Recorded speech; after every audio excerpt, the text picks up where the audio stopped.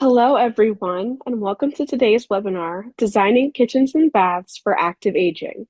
As we continue our theme of universal design for the month of July, I have the pleasure of introducing today's speaker, Janet Engel, VP of Clinical Strategy and Engagement at Dwellsafe. Janet, please take it away. Hello, everyone, and NKBA, thank you for having me today. I'm very excited to be presenting once again and talking about designing kitchen and bathrooms for active aging. My name is Janet Engel, and I'm an occupational therapist. I'm also a certified aging in place specialist, and I have been teaching the CAP certification for a few years now. I have spent most of my career working with older adults and helping people age in place. I am also the Vice President of Clinical Strategy and Engagement for Dwellsafe. It is a home safety platform that combines AI with clinical expertise in order to make home modifications for people who want to age in place. And we'll get started with our presentation. I'm sure many of you know that aging in place and this demographic is just growing leaps and bounds. We have 10,000, almost 12,000 baby boomers turning age 65 every day. This has been happening since 2012 and will continue to happen until the year 2030. It is predicted that 20% of the population for every state in the US will be at least 20% people 65 and older. In places like Florida and Arizona, it may be closer to 24, 26%. That, coupled with the desire for most Americans to want to stay in their homes, really creates an argument for home modifications and preparing the home so that the home can change with us as our abilities and lifestyles change over time. Apart from this demographic growing exponentially, we also have another phenomenon that is called the hospital at home. Right now, we have about 300 hospitals in the US that are contracted to provide hospital care in the home. In order for this to happen, the home will have to be as safe as it is in the hospital. Therefore, if someone were to fall at home, the hospital would be responsible for that episode. And it is very important for people to be able to live in a space that not only can support the medical services that they need, but will also be safe for them. Let's define what active aging is. Basically, active aging is people who want to continue to be independent, want to continue to be healthy, and continue to engage with their community and all of the things that they have been doing prior to. In order to do that, we need to make sure that the home is safe. According to the Centers for Disease Control, home hazards are responsible for half to 2/3 of all falls in people age 65 and older. Therefore, home safety and removing home barriers really is essential to aging in place. Falls are the number one reason why people age 65 and older either end up in the hospital or result in death.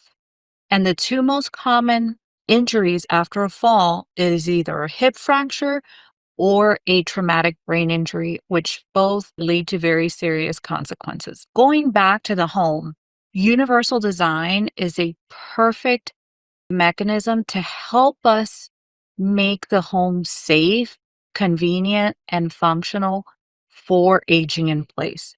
When we're talking about universal design, we're referring to things like color contrast or making items accessible. For example, storage, making storage accessible, adding finishes that are going to help us be functional and safe, such as non-skid flooring and matte finishes on our countertops.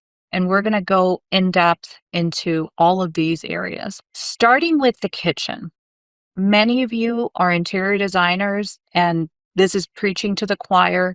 You know how important circulation in the kitchen is. Circulation in the kitchen isn't important just for cooking. It's important for safety and important for function. We also want people to be able to get from the refrigerator and be able to set something down on the counter without the risk of them slipping or something getting too heavy before they can set it down.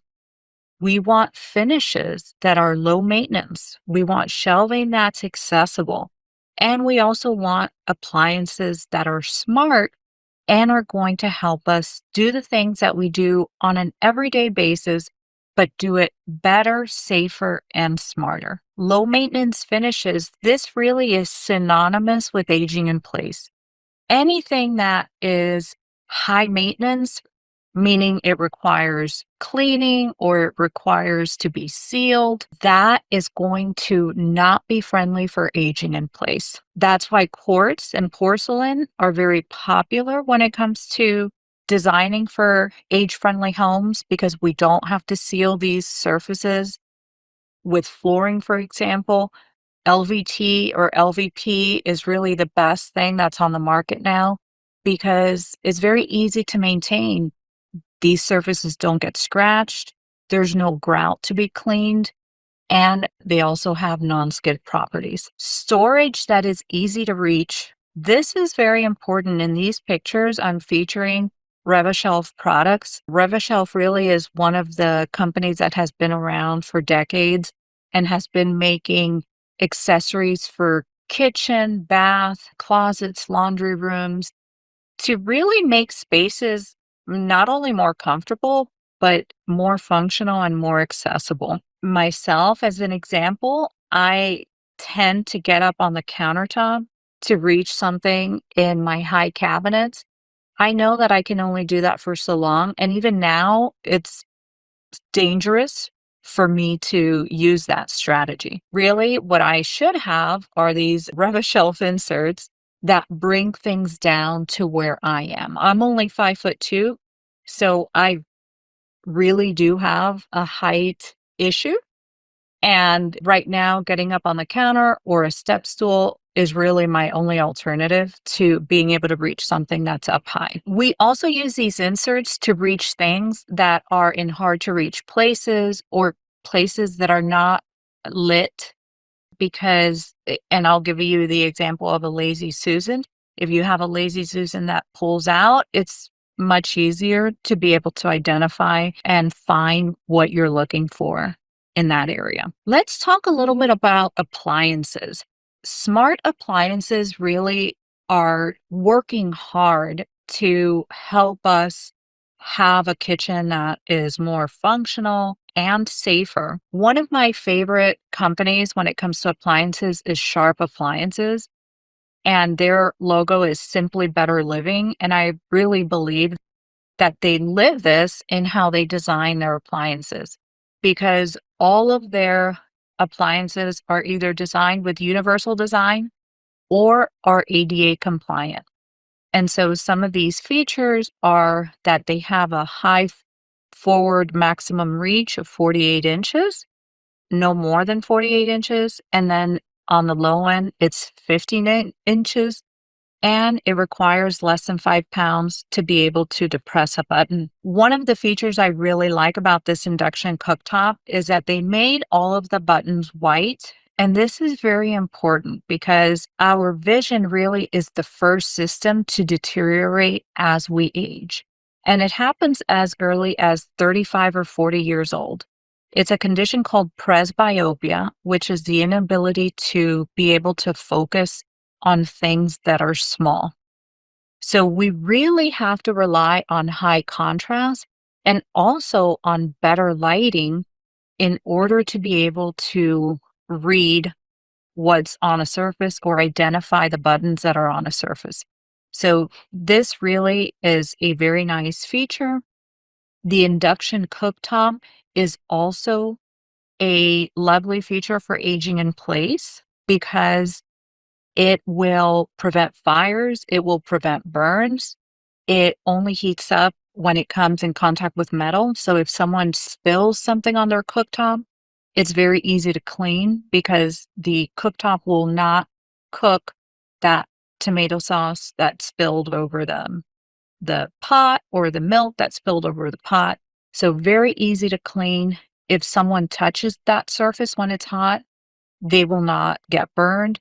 It's also very efficient cooking. It's more efficient than gas. It can actually boil water faster than you can with a gas range without all of the detrimental environmental drawbacks, which is the carbon monoxide going into the environment as soon as you turn on the stove. We have another appliance that I really like. It's the Samsung Bespoke refrigerator. This is a smart refrigerator that has multiple features, but just some of them are it has AI vision, meaning that it can tell what is in the refrigerator and it can help create a list for what's missing or what needs to be replaced. It is also a family hub.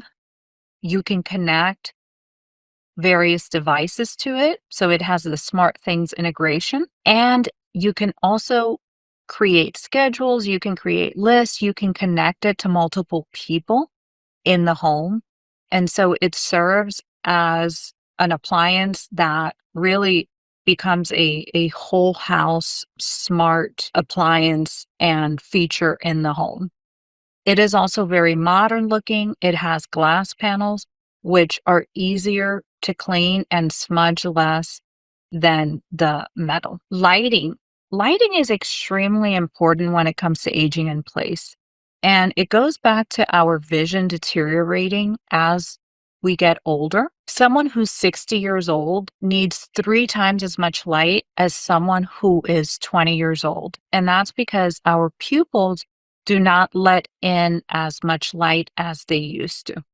So there is a formula that we can use in the kitchen to achieve the most functional light possible for the people inhabiting that home. And the formula is your age plus 40. And we are measuring lighting in foot candles, which is the measure of intensity of light over 1 square foot area. So I am 47 years old. So my age plus 40, that means in my kitchen, I should have 87 foot candles. My husband, he's 57 years old. So he should have 97 foot candles. So ideally in that kitchen, because he is also a cook and he helps with meal prep, then we should have 97 foot candles of light in that kitchen. And that's a combination of task lighting, general lighting. During the day, we have the advantage of day lighting, which is the best light that the human eye sees in. However, we have to consider that in the evening time and at night, we no longer have that advantage. So we really need to come up with the number of foot candles for our age with the artificial lighting that we have installed. We can measure the lighting in a space using either a light meter, which you can buy at a home improvement store, or there's this beautiful app that I use all the time. It's called the Photometer Pro, and it's free. You can get it on your phone, and you can use it to measure the light intensity in specific rooms. What I really love about this app is that you can go to the tools section and say that you're in the kitchen, for example, or you can say that you're in an office, and it will actually measure the light and tell you whether it's poor, medium, or good.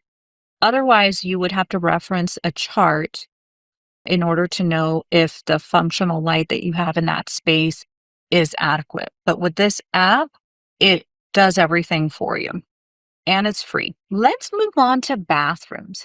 Bathrooms are just as important as kitchens. I would say perhaps even more important because this is where we do a lot of our activities of daily living, like dressing and bathing, toileting, grooming, hygiene.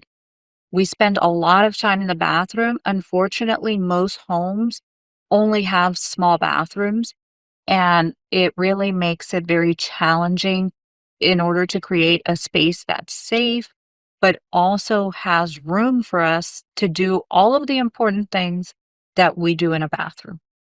Some of these features that we're looking for active aging are non-slip flooring, just like in the kitchen, a curbless shower. That is really one of the best modifications that anyone can create in their home because it falls under universal design, but also falls under accessible design. It's beautiful, and anyone benefits from a curbless shower. We want water temperatures for older people to be regulated to be 120 degrees or less. And this is because as we get older, our skin gets thinner and more fragile. We also lose the subcutaneous fat that's underneath the skin, and the skin is more at risk for breaking or for injury. So if we lower the temperature to 120 degrees or less, there's less chances of a burn. We also want features like a gooseneck faucet with a single lever handle. We want undermount sinks because this is going to be the easiest sink to clean as opposed to a vessel sink. We want accessible storage, and we're also looking for rounded countertops also to lower the risk of injury. We also want countertops that are not busy and that have a matte finish. One very important thing is that we never want our countertop and our flooring to be the same color. This is where we try to achieve color contrast, and because that will help us increase safety. If we are going to place something on the countertop, it's going to be easy to differentiate if we're too close to the floor in order for it not to fall on the floor. Something else that we should be doing, and this is true in the kitchen as well, is that when we install flooring, we want that flooring really to go underneath the vanity, because if you ever have to change the type of vanity to a wall hung vanity, now you're going to have the flooring underneath. And same thing in the kitchen, we want flooring underneath our appliances, underneath our island, so that if we're going to change the footprint of our kitchen, we don't also have to change the flooring unless we want to. We should try to install countertops that are not busy. We should install countertops that have a very minimal design. For example, let me go back to the countertops. Have a design where it's something like quartz, where you have veining. It's very beautiful. There's an element of design, but try to stay away from things like granite. When you have a very busy design on the countertop, it is very difficult to work on that surface. There's a concept that we use in occupational therapy that's called figure ground, and it is the ability for a person to be able to find one item amongst many items. The busier a surface is, the harder it is to perform figure ground. So that's why I'm not a big fan of granite. When it comes to the vanity, we also prefer vanities that go all the way down to the floor instead of vanities with legs, because that means that we don't have to clean underneath that area. And it's always a good idea to add wall blocking behind the sink, because if you ever need to change out your vanity for a wall hung sink, then the blocking is already there and it can be easily done. Another example that I like that's present in this picture is that we have sconces on the sides, and this is going to be better than having lighting that is on top of the mirror, because when it's on top of the mirror, it creates shadows. We've also made it less accessible, and now we've forced someone to either get on their countertop or get on a step ladder in order to change the light bulbs if they go out. When they're on the side, we're able to do that much more easily. Lighting or light bulbs should always be covered so that they don't create harsh shadows. And one thing that I really love that isn't necessarily for aging in place, but I really think it lends itself to aging in place, are LED backlit mirrors. I think these mirrors are beautiful. They're contemporary. They give us additional light and give you that glowing light, especially when you want to apply makeup. And it's beautiful.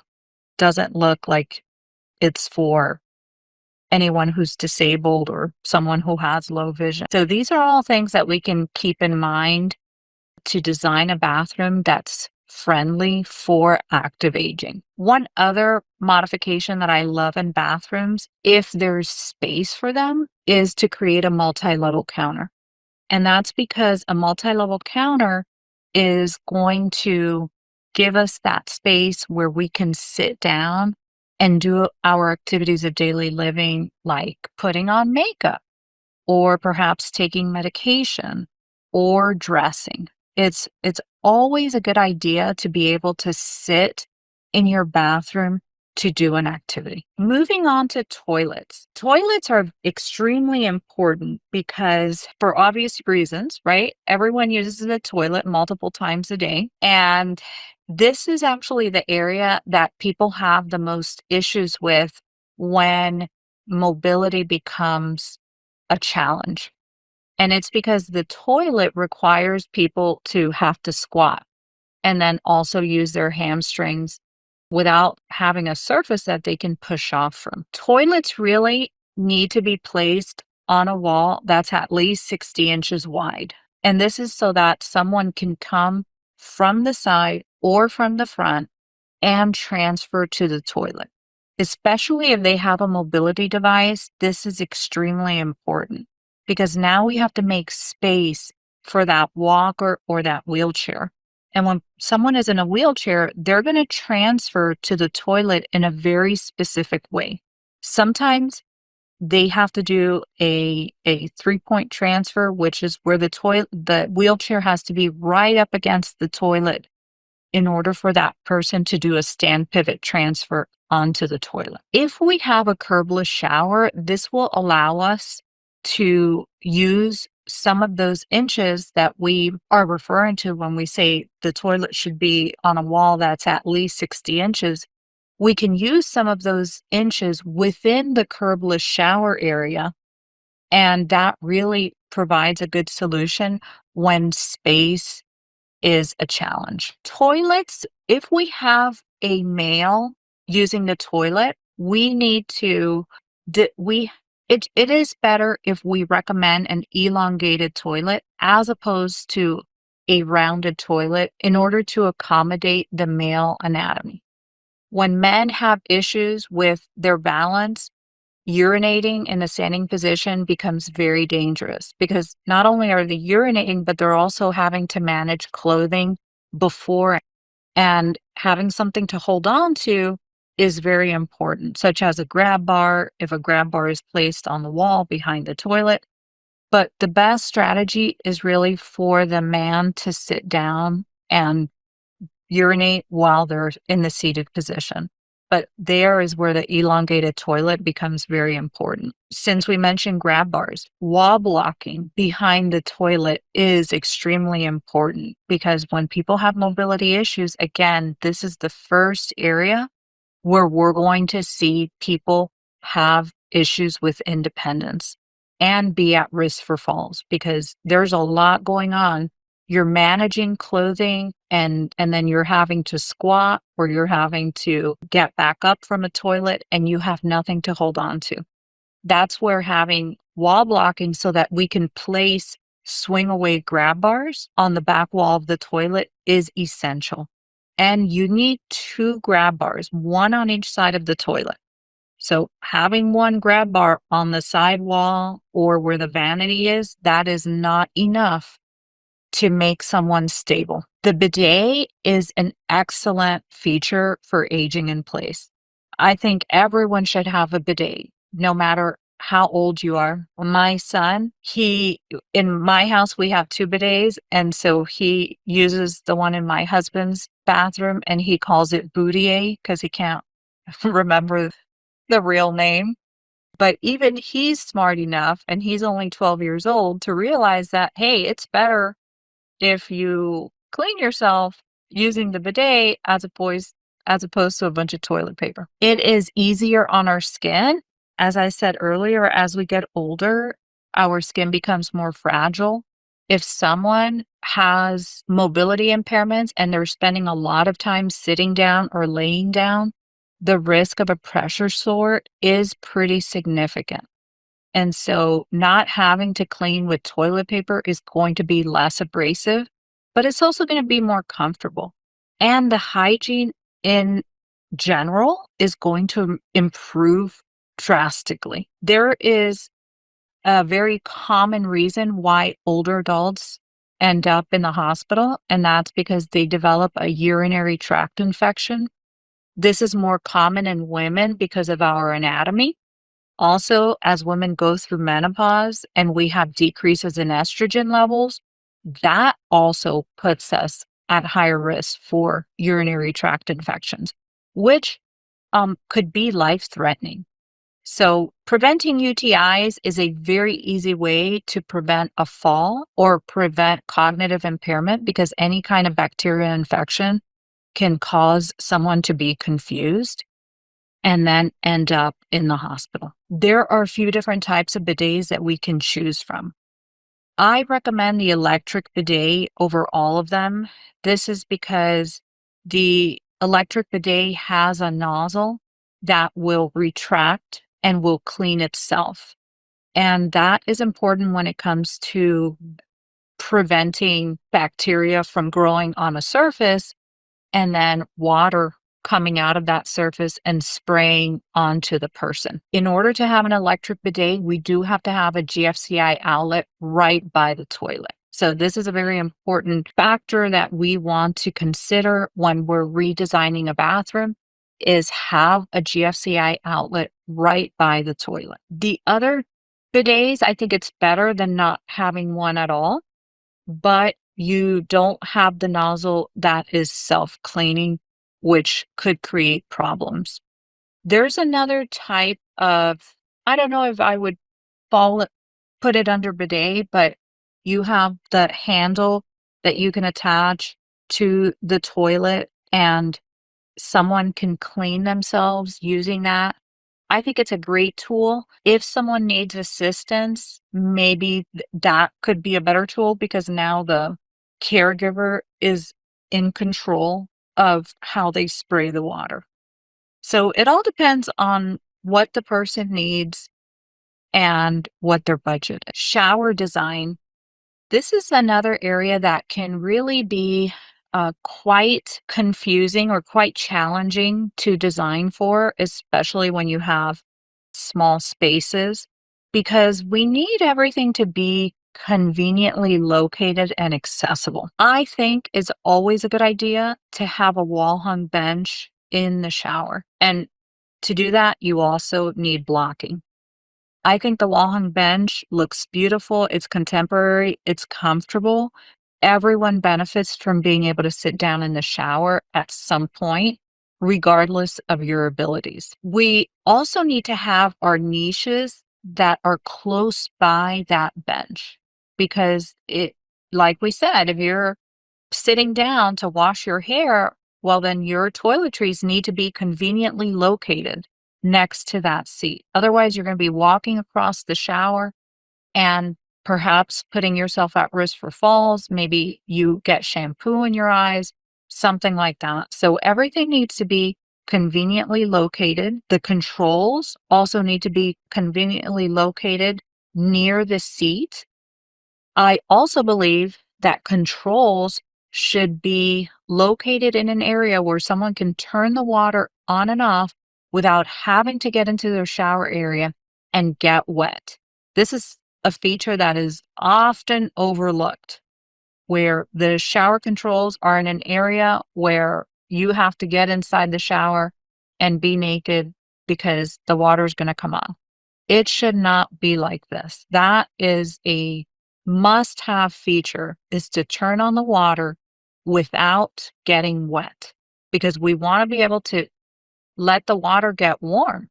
As we get older, we talked about our skin becoming thinner, and also our brain isn't as able to regulate temperature.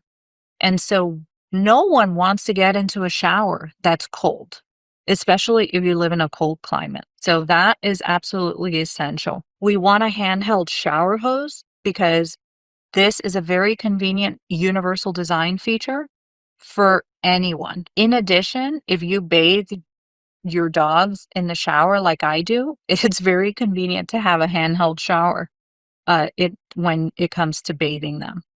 This also allows us to be able to sit down during our shower and bring the water to us instead of us going to where the water is. Having a non-skid shower pan or tile, of course, is essential.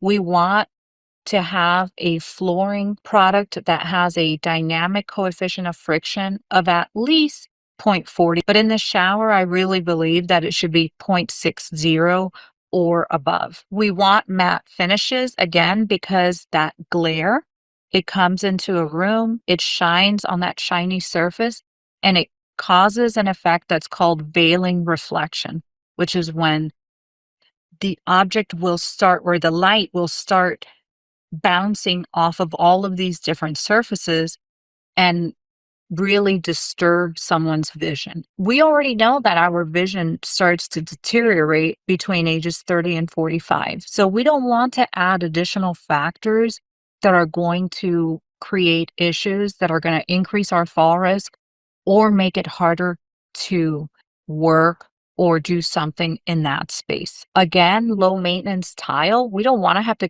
clean grout lines or have to seal a surface. And I know this is going to sound a little extreme, but glass doors are very dangerous. We should try to use glass as little as possible because our depth perception also deteriorates as we get older. And so what happens is people fall in the shower, and even though this is supposed to be tempered glass, it still shatters. And people end up in the emergency room with glass in their skin or very serious injuries. So perhaps we can build a pony wall and then have glass on top of that wall so that you can continue to keep the heat in there or have that contemporary look that glass gives. We can also add radiant heat to the floor and the walls because, of course, when we remove the shower doors, we're going to have a loss of heat. So I think the best thing is to create an entrance that's at least 36 inches wide so that people do not have to mess with a door or the swing of a door coming into the bathroom area or into the shower area. Less maintenance, less risk for them to fall and injure themselves. Storage. Storage is extremely important in the bathroom. And it becomes challenging because most of us don't have these large, luxurious bathrooms.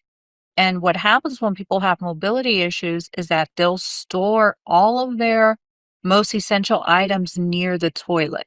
And this becomes a real fall hazard because you already have the issue of we're fumbling with our clothing, and now we also have things on the floor which are further limiting the real estate that we have in that space, but then adding to the risk of a trip hazard. Paper, especially, that is something that people should not have in bathrooms. Paper, whether it's newspaper or magazines, paper is the most slippery item that there is. And in my world, paper is a big no-no. We want to be able to store items off the floor and in an area where it's close to us so that we can reach it while we're at the toilet or wherever else where we need it. But it needs to be off the floor and it needs to be accessible. An accessible height is considered chest height or lower. It, of course, depends on the users. You could have very tall people, you could have very short people. So whatever is convenient for them. We also want to have drawers instead of cabinets because drawers make it easier for things to be organized. We want to have compartments, as you see in this picture, so that people can easily organize their items. And then remember, the concept of figure ground is to be able to locate the item amongst many other items. We also want the inserts that come out all of the way so that people can see everything that is inside that drawer. And if we can have lighting like you see in this picture, this is a Richelieu product that's called Hitty. And this light fixture, you can just put it right into that drawer or cabinet. And we can do this in the kitchen as well. And it will light everything that's in that space. This is going to make your drawers, cabinets more functional. It's going to increase convenience and comfort, but it also looks beautiful. So there's just so much that we can do in the kitchen and in the bathroom to make it safe and adaptive for aging in place. And the definition of aging in place is to be able to live in a home as our abilities and our lifestyles change over time. It doesn't mean that we're preparing for people who are going to be disabled or handicapped, because fortunately, most of us will never be in a wheelchair, and that's the reality. But our abilities do change over time. And so what we want is to be able to live in a space that changes with us as our abilities change over time without increasing our risk for falls or making it harder for us to be able to do things. Instead, what we want is to increase convenience with things like having a place to sit when we're in the bathroom, when we're taking our medication, when we're putting our makeup on, having lighting that is adequate so that we can actually see what we're doing, and having color contrast so that it makes up for the fact that our vision is deteriorating. So many little things that we can do that are life hacks so that we can continue to be independent and live with quality of life as we age. And I am ready for questions or comments. Thank you again for having me.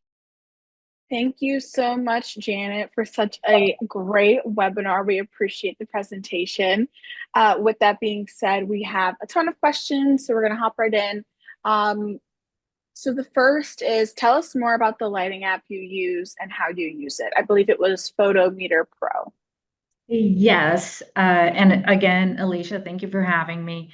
Yes, the name of the lighting app is Photometer Pro. It's free. You can use it on an Apple or Android device.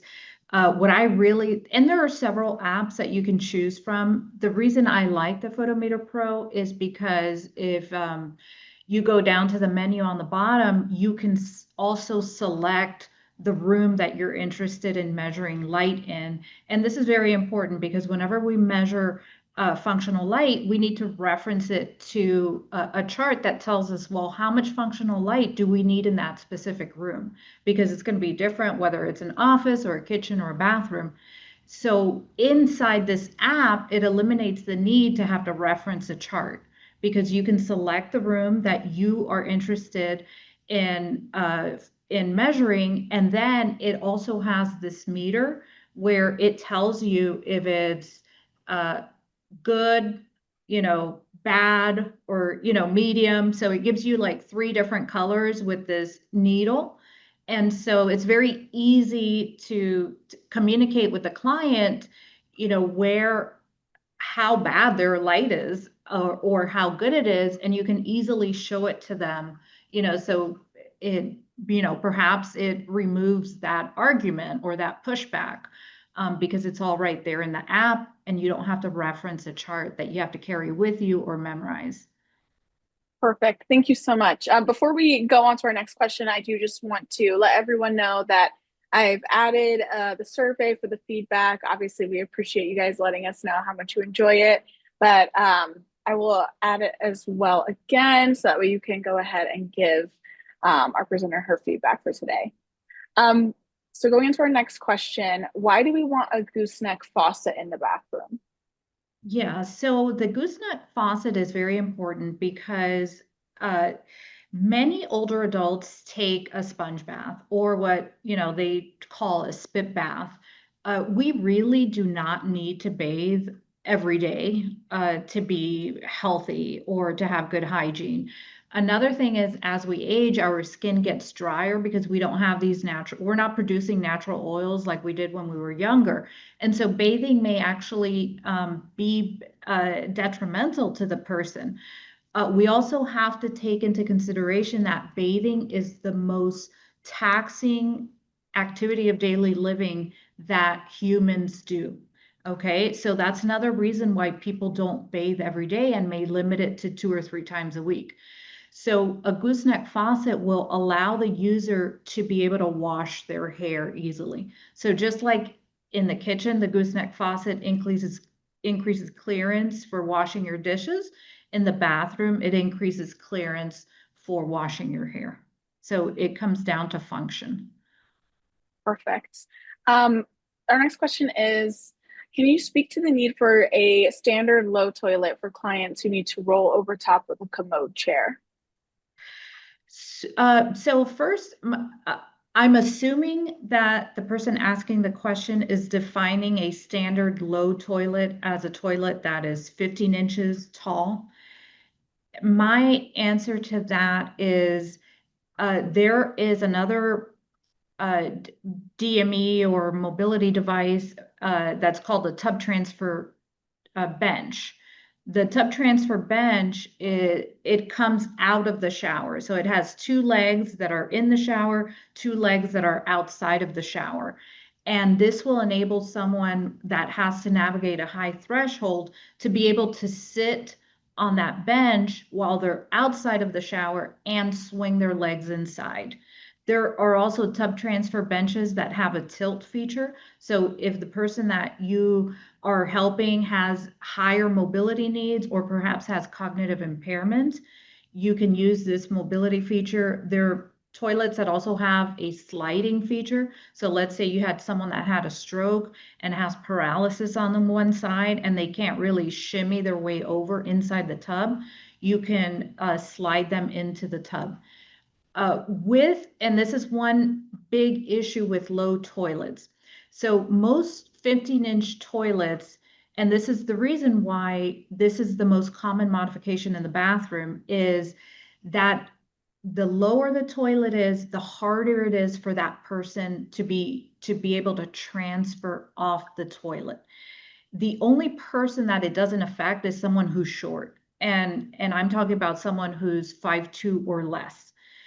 Because when you sit down, if your hip angle is less than 90 degrees, you've made it harder, much, much harder for someone to stand up. They're going to have more leg strength in order to be able to stand up. And actually, your quad strength is the biggest determinant of health for older adults. So people who maintain their leg strength will live lives with greater quality of life because they're going to have better mobility.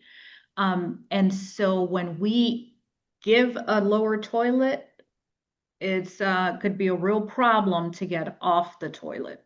So I would consider some kind of other transfer device like a tub transfer bench or maybe grab bars that are strategically placed or renovating your tub so that you have a curbless shower or a tub cut out instead of transferring from the toilet. Amazing. Um, our next question, staying with the bathroom, is what do you recommend to replace glass shower doors? Well, and I know that this is a tough pill to swallow because no one wants a shower curtain in their shower, right? Especially if you have a high-end bathroom, no one wants a shower curtain. So I think being creative in how you design a bathroom, so a pony wall, right, with glass on top so that we can maintain heat in that area, because that's the other very important feature that we lose when we don't have glass doors. Or perhaps instead of having two glass doors, perhaps we just have one panel. so that we can keep the water in. We can also keep more heat in, but now we've eliminated the swing of the door, which is a real problem in bathrooms. Whenever you have a swing, you're going to limit access. And then you've also added more glass in the area, so there's a higher risk that the person could fall into the glass, shatter it. You also have more maintenance when it comes to cleaning glass. Anything that is high maintenance is not aging in place friendly. Okay, perfect. Thank you for that insight. Moving to kitchens, someone asked, I find quite a few of my aging clients are not into high-tech kitchen appliances. Do you think manufacturers will see this trend and start making more upgraded, retro-looking, functioning appliances? I hope so.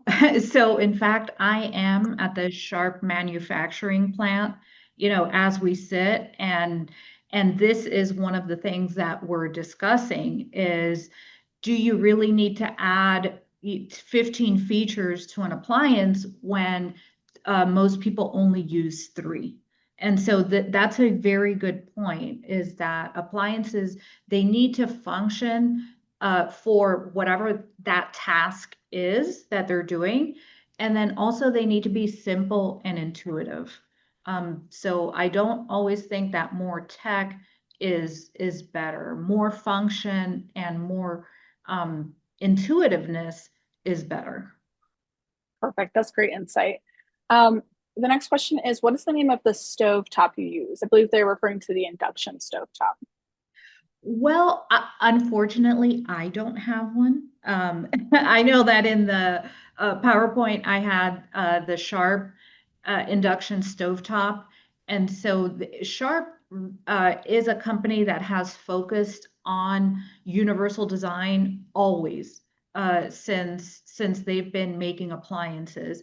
And so that would be one of the first places that I would look if I were a kitchen designer working with clients, is I would look at all of the appliances that they have and see what works best for my client. But the LG makes another one that I really like. It has a gray cooktop, and that I think is better than the black because dark colors are hard to see. It also is going to reflect light more than a lighter color. That LG induction stove that I'm talking about also has better readouts for the buttons. They're white instead of black.